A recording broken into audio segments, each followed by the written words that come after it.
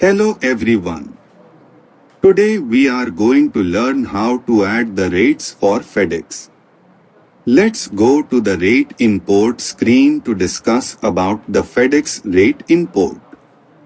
Step 1. Select the type of Excel as FedEx and click on the sample Excel sheet to download the FedEx sheet. Step 2. Go to the download sheet and enter the rates, weight slabs and zones. In this sheet we have weight column. Enter the weight in this column. Enter the zone numbers right side of the weight column.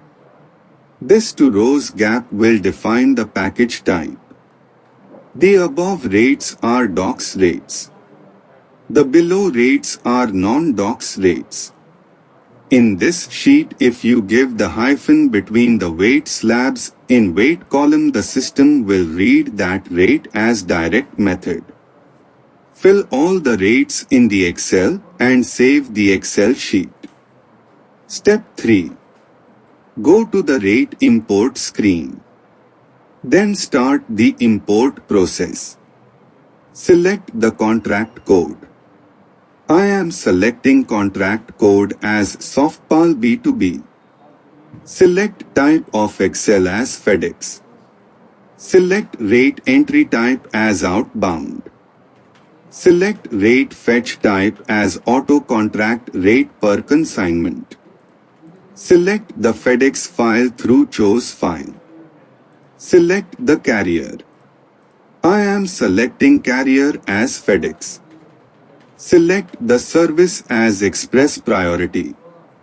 After selecting all the details, click on the Import button to import the rates. Then system will start the import process. In progress bar we have facility to see the failed records count and success records count. And also total rates count. If any records get failed, the system will show the failed records button to check the reason why the records get failed.